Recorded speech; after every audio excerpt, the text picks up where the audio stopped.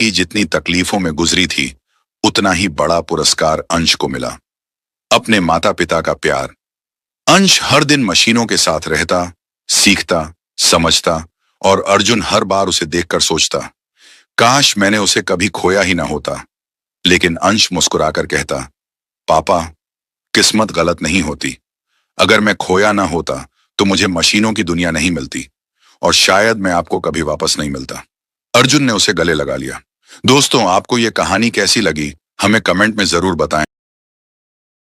दुनिया की सबसे बड़ी कंपनी जहां आर्टिफिशियल इंटेलिजेंस और ऑटोमेशन की सबसे एडवांस मशीनें बनाई जाती थीं, अचानक किसी टेक्निकल प्रॉब्लम की वजह से पिछले 10 दिनों से बंद पड़ी थी। रोज करोड़ का नुकसान हो रहा था। दुनिया के बड़े से बड़े इंजीनियर इस पर अपना तजुर्बा आजमा चुके थे, लेकिन कोई भी मशीन को ठीक नहीं कर पा रहा था। तभी एक अनाथ जूते पॉलिश करने वाले बच्चे ने कहा, सर, मैं इस मशीन को ठीक कर सकता हूं। बच्चे की यह बात सुनकर सब हंस पड़े। सबने उसे पागल कहा, खूब मजाक बनाया, लेकिन उसने वो कर दिखाया जिसकी किसी ने कल्पना भी नहीं की थी। दोस्तों, आइए जानते हैं कि आखिर वो जूते पॉलिश करने वाला बच्चा कौन था और उसे मशीनों के बारे में इतनी जानकारी कैसी थी। कंपनी के मालिक थे अर्जुन शांतिनाथ, तकनीकी दुनिया का एक बड़ा और चर्चित नाम। लेकिन आज इस कंपनी में एक अजीब सी उदासी छाई हुई थी। गेट पर सन्नाटा था, गार्डों के चेहरों पर तनाव और अंदर कर्मचारियों में अफरा तफरी का माहौल था, क्योंकि कंपनी का सबसे बड़ा 100 करोड़ का प्रोजेक्ट पिछले 10 दिन से बंद था। एक विशाल ऑटोमेशन मशीन जो प्रोजेक्ट की रीढ़ थी, अचानक खराब हो गई थी। दुनिया के बड़े इंजीनियर बुलाए गए, लाखों रुपए खर्च हुए, पार्ट बदले गए, लेकिन मशीन में क्या खराबी थी, कोई समझ ही नहीं पा रहा था। हर दिन करोड़ों का नुकसान हो रहा था। टॉप मीटिंग रूम में अर्जुन शांतिनाथ गुस्से में टेबल पर हाथ मारकर बोले, 10 दिन हो गए और अभी तक मशीन चालू नहीं हुई। ये कंपनी मजाक नहीं है, करोड़ों लगे हैं इस प्रोजेक्ट में। इंजीनियर सहमे हुए खड़े थे।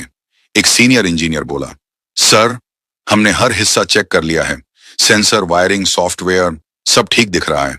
दूसरा बोला, विदेश से स्पेशल टीम भी बुला ली है, लेकिन किसी को समझ नहीं आ रहा कि समस्या कहां है। अर्जुन की आंखों में गुस्सा पिघलकर चिंता बनने लगा। अगर अगला सप्ताह भी मशीन बंद रही तो कंपनी को भारी नुकसान झेलना पड़ेगा। उन्होंने आदेश दिया, आज पूरा सिस्टम फिर से चेक करो, मुझे शाम तक प्रोग्रेस चाहिए, वरना सबकी छुट्टी। और वह मीटिंग रूम से बाहर निकल गए। जब मालिक बाहर आए, उनकी नजर गेट के पास फुटपाथ पर बैठा एक 15 साल के लड़के पर पड़ी। हाथ में ब्रश, पॉलिश की नाटा। सभी की निगाहें उस 13 साल के दुबले पतले बच्चे पर थीं। सर, ये बंद नहीं हुई, इसे किसी ने बंद कराया है। पूरा कमरा चौंक गया। इंचार्ज ने हंसकर कहा, क्या बकवास कर रहा है, मशीन खराब है इसलिए बंद है। अंश ने सीधा उसकी आंखों में देखते हुए कहा, नहीं सर, मशीन खुद नहीं रुकी, इसके मेन प्रेशर वाल्व को हाफ टर्न घुमाया गया है। यह हादसा नहीं, किसी का इरादा है। अर्जुन का चेहरा सख्त हो गया। एक सीनियर इंजीनियर आगे आए, यह असंभव है, उस वाल्व तक पहुंचने के लिए मशीन खोलनी पड़ती है और वह मशीन 2 दिन पहले हमारे सिवा किसी ने नहीं खोली। अंश ने मशीन के एक छोटे कोने की ओर इशारा कर कहा, नहीं सर, अगर कोई इस पैनल की तीसरी स्क्रू खोल दे तो बिना मशीन खोले वाल्व तक हाथ पहुंच सकता है। इंजीनियर स्तब्ध। उन्होंने जाकर स्क्रू चेक किया। तीसरी स्क्रू थोड़ी ढीली थी, मतलब अंश बिल्कुल सही था। हॉल में सन्नाटा फैल गया। अर्जुन धीरे से बोला, मतलब किसी ने सैबोटाज किया है कंपनी को नुकसान पहुंचाने के लिए। फिर उसने अंश की तरफ देखा, और तुम्हें यह सब कैसे पता?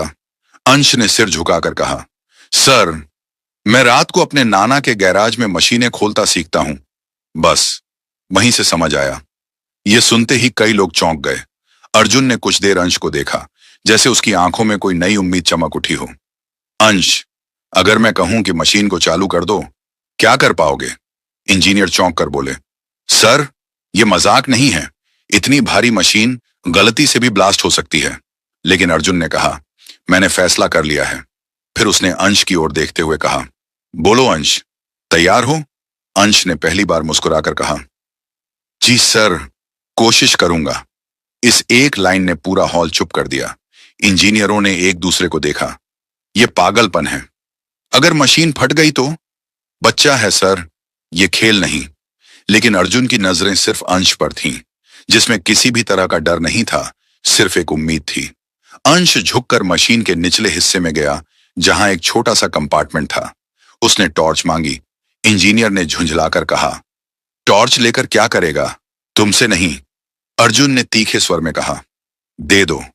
टॉर्च हाथ में आते ही अंश ने अंदर झांका और तुरंत बोल पड़ा, देखा सर, ये पाइप, ये वाला नहीं, इसे यहां होना चाहिए था। इंजीनियर ने झुककर देखा और चौंक गया। ये तो सही में गलत जगह है। अंश ने मशीन के अंदर हाथ डालकर धीरे से उस पाइप को घुमाया और एग्जैक्ट जगह फिट किया। इंजीनियर दंग थे। एक आदमी बड़बड़ाया, हमसे इतनी दिनों से गलती हुई और ये बच्चे ने 2 मिनट में पकड़ ली। अंश मशीन के दाएं हिस्से में गया जहां एक बड़ा जंक्शन बॉक्स था। वह हल्का सा कंपन कर रहा था। अंश ने उसका हाथ उस पर रखा और अचानक पीछे हट गया। सर, अगर इसे अभी ऑन कर दिया तो ब्लास्ट हो जाएगा। पूरा स्टाफ दहशत में। अर्जुन आगे बढ़ा, ब्लास्ट? लेकिन क्यों? अंश ने बॉक्स की तरफ इशारा किया। सर, इस पैनल की वायरिंग बदल दी गई है। पॉजिटिव और नेगेटिव क्रॉस कर दिए गए हैं। एक इंजीनियर चिल्ला पड़ा, यह तो कोई जानबूझकर ही करेगा, यह हादसा नहीं है। अर्जुन को अंश की बात याद आई। सर, इसे किसी ने बंद कराया है। अब सब कुछ साफ हो रहा था। अंश ने कहा, सर, मुझे सिर्फ 10 मिनट दीजिए। अगर मैं गलत हुआ, मैं खुद यहां से चला जाऊंगा। अर्जुन बोला, शुरू करो। अंश स्क्रू ड्राइवर और एक छोटे प्लास की मांग करता है। इंजीनियर उसे उपकरण देने में भी हिचक रहे थे, लेकिन अर्जुन के एक इशारे पर दे दिए। अंश मशीन के पीछे जाकर बिल्कुल सही तारों को पहचानता है, उन्हें काटता है, फिर दोबारा जोड़ता है। कई लोग स्क्रीन पर स्क्रीनिंग डेटा देख रहे थे। सब कुछ अंश की बात से मैच हो रहा था। 10 मिनट पूरे हुए। अंश मशीन के सामने खड़ा हो गया और बोला, सर, अब इसे ऑन किया जा सकता है। सब हड़बड़ाए, अरे अभी मत करना, कुछ गलती हुई तो? बच्चा है, क्या पता। अर्जुन ने किसी की नहीं सुनी। उसने अंश को ही इशारा किया, तुम ही ऑन करो। अंश धीरे से मुख्य बटन के पास गया, एक लंबी सांस ली और क्लिक। 2 सेकंड, 5 सेकंड, 7 सेकंड, सबकी सांसें थमी हुई थीं। अचानक गूंस, मशीन चालू हो गई। लाल लाइट बंद, हरी लाइट जल उठी। सारा सिस्टम रिवाइव हो गया, जैसे 10 दिन से सोई मशीन आज बच्चे की आवाज सुनकर जाग गई हो। हॉल में चारों तरफ, ओह माय गॉड, ये बच्चे ने कर दिया, अविश्वसनीय। अर्जुन की आंखों में चमक थी। वह धीरे से बोला, अंश, तुमने कर दिखाया। अंश ने शर्माते हुए कहा, सर, मैंने कुछ नहीं किया। मशीन खुद बता रही थी कि उसे क्या तकलीफ है। मशीन चालू हो चुकी थी, हरी लाइट चमक रही थी, सारी कंपनी में खुशियों की आवाज थी। लेकिन अर्जुन चुप खड़ा बस अंश को देख रहा था। इंजीनियर जश्न मना रहे थे, पर अर्जुन के दिमाग में एक ही सवाल घूम रहा था, ये बच्चा है कौन? अर्जुन अंश के पास आया। उसकी आवाज बहुत धीमी थी। बेटा, तुम हो कौन?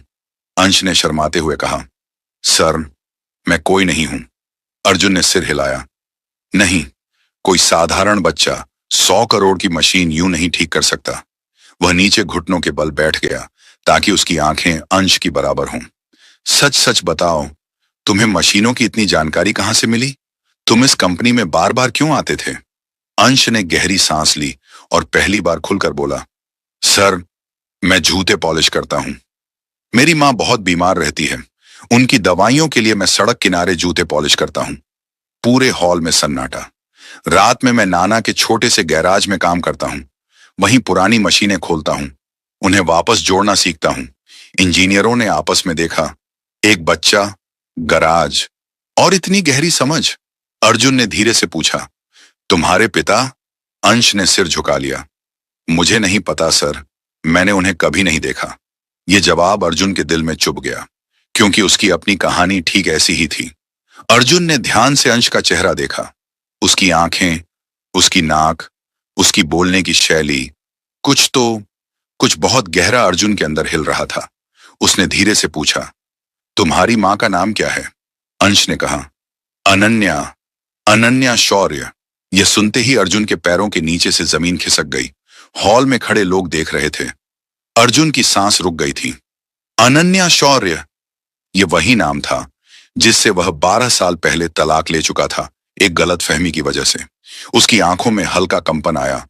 और तुम्हारा नाम? अंश, पूरा नाम? अंश चुप रहा, फिर धीरे से बोला, अंश, अंश अनन्या। अर्जुन के भीतर जैसे तूफान उठ पड़ा। अर्जुन ने लगभग कांपती आवाज में पूछा, तुम्हारी उम्र? 12 साल। तुम कहाँ रहते हो? नाना के साथ। मां कहती हैं कि पापा ने उन्हें छोड़ दिया और कभी वापस नहीं आए। अर्जुन जमीन पर बैठ गया, आंखें लाल, हाथ कांप रहे थे। 12 साल, उसी साल का बच्चा, अनन्या का बेटा, दिखने में बिल्कुल उसी जैसा। अर्जुन की आवाज टूट गई। अंश, क्या तुम्हारी मां ने कभी तुम्हारे पापा की तस्वीर दिखाई? नहीं सर, वो हमेशा कहती हैं। कुछ तस्वीरें फाड़ दी, कुछ खो गईं। अर्जुन की आंखों से आंसू गिर पड़े। वह समझ चुका था, यह बच्चा, यह वही है, उसका अपना, उसका खोया हुआ बेटा। अर्जुन ने अंश को कसकर पकड़ लिया, जैसे 12 साल का सूखा एक ही पल में बारिश में बदल गया हो। इंजीनियर, स्टाफ, सभी लोग दंग खड़े थे। अर्जुन ने कांपती आवाज में कहा, अंश, तुम मेरे। वह पूरी बात नहीं बोल सका, गला भर आया। उसने अंश का चेहरा दोनों हाथों में लिया। बेटा, तुम मेरे जैसे क्यों लगते हो? अंश घबरा गया। सर, आप ठीक हैं? लेकिन अर्जुन अपने आप को रोक नहीं पाया। धीरे से बोला, क्योंकि तुम शायद मेरे ही बेटे हो। पूरी कंपनी में एक चीख सी फैल गई। क्या? मालिक का बेटा? अंश डर गया, पीछे हट गया। ऐसा मत कहिए। मेरी मां, हम बहुत गरीब हैं। अर्जुन ने तुरंत कहा, गरीबी किसी रिश्ते को नहीं रोक सकती। अंश, और अगर तुम मेरे बेटे निकले तो तुमने आज सिर्फ मशीन नहीं, मेरी जिंदगी भी ठीक कर दी है। अर्जुन ने सुरक्षा विभाग को बुलाया और साफ शब्दों में कहा, कल सुबह डीएनए टेस्ट होगा। पूरे स्टाफ के बीच सन्नाटा छा गया। अंश बस एक ही बात सोच रहा था, क्या वाकई ये आदमी मेरा पापा हो सकता है? अर्जुन का दिल धड़क रहा था। क्या अंश वही बेटा है जिसे किस्मत ने 12 साल बाद लौटाया है? मशीन ठीक होने के बाद पूरी कंपनी में सिर्फ एक ही चर्चा थी, क्या अंश वाकई मालिक का बेटा है? अंश घबराया हुआ था। वह सोच भी नहीं पा रहा था कि उसकी एक छोटी सी कोशिश उसकी पूरी जिंदगी बदल देगी। अर्जुन उसे अपनी कार से घर छोड़ने लगा, लेकिन अंश ने मना कर दिया। सर, मैं खुद चला जाऊंगा। अगर लोग मेरी मम्मी को देखकर कुछ बोले, उन्हें बहुत बुरा लगेगा। अर्जुन ने पहली बार अंश के सिर पर हाथ फेरा। कल मैं तुम्हारे घर आऊंगा, डीएनए टेस्ट होगा, फिर सच सामने आएगा। अंश चुपचाप चला गया। अर्जुन पूरी रात सो नहीं पाया। अर्जुन पहली बार उस पुराने मोहल्ले में पहुंचा जहां अंश रहता था। सड़क तंग, लोग गरीब, लेकिन एक छोटा सा घर जिसके दरवाजे के बाहर जूते पॉलिश का छोटा सा डिब्बा रखा था। अर्जुन का दिल पिघल गया। वहीं एक औरत बैठी थी, कमजोर लेकिन चेहरे पर अजीब सी शांति। वह अनन्या थी, वही महिला जिससे अर्जुन ने 12 साल पहले एक गलतफहमी में तलाक ले लिया था। अर्जुन का गला भर आया। अनन्या। अनन्या ने उसकी ओर देखा, पहचान गई, लेकिन कोई खुशी नहीं, सिर्फ पुराने घाव। क्यों आए हो अर्जुन? उसकी आवाज टूटी हुई थी। अर्जुन ने कहा, अनन्या, मुझे अंश के बारे में जानना है। अनन्या सहम गई। उसे क्यों परेशान कर रहे हो? वो तो वैसे ही आधी रात तक काम करता है। मेरे इलाज के लिए? अर्जुन ने कांपती आवाज में कहा। अनन्या, क्या अंश मेरा बेटा है? अनन्या की आंखें भर आईं। वह कुछ क्षण चुप रही, फिर बोली, हां अर्जुन, अंश तुम्हारा ही बेटा है। अर्जुन रो पड़ा। अंश को समझ नहीं आया क्या हो रहा है, लेकिन दोनों मां बाप को इतने साल बाद एक साथ देखकर उसका दिल भारी हो गया। अनन्या ने कहा, बेटा ये ही तेरे पापा हैं, तू पूछता था ना? अर्जुन अंश के सामने घुटनों पर गिर गया। बेटा, मुझे माफ कर दो। उसकी आवाज पूरी तरह टूट चुकी थी। अंश रोते हुए बोला, पापा, आपको कभी गलती से भी छोड़कर नहीं जाऊंगा। ये वो पल था जो किस्मत ने 12 साल तक रोके रखा था। अर्जुन ने एक और राज खोल दिया। अंश, जिस इंजीनियर ने मशीन की वायरिंग बदली थी, उसने कबूल कर लिया। उसे किसी राइवल कंपनी ने पैसे दिए थे हमारा प्रोजेक्ट बर्बाद करने के लिए। अंश मुस्कुराया। मशीन को दर्द था सर, मैंने सिर्फ वह सुना जो वो कह रही थी। अर्जुन ने कहा, बेटा, आज से तुम सर नहीं कहोगे। मैं तुम्हारा पिता हूं और तुम इस कंपनी के असली मालिक के बेटे। इंजीनियर, स्टाफ, सबको बताया गया। कंपनी को बचाने वाला बच्चा अब उसी मालिक का खोया हुआ वारिस है। अर्जुन ने अनन्या का इलाज करवाया। अंश को एक शानदार स्कूल में दाखिला मिला और अपने गैराज को कंपनी के अधीन करते हुए नाना को इज्जत और नौकरी मिली। पूरी जिंदगी जितनी तकलीफों में गुजरी थी, उतना ही बड़ा पुरस्कार अंश को मिला, अपने माता पिता का प्यार। अंश हर दिन मशीनों के साथ रहता, सीखता, समझता और अर्जुन हर बार उसे देखकर सोचता, काश मैंने उसे कभी खोया ही ना होता।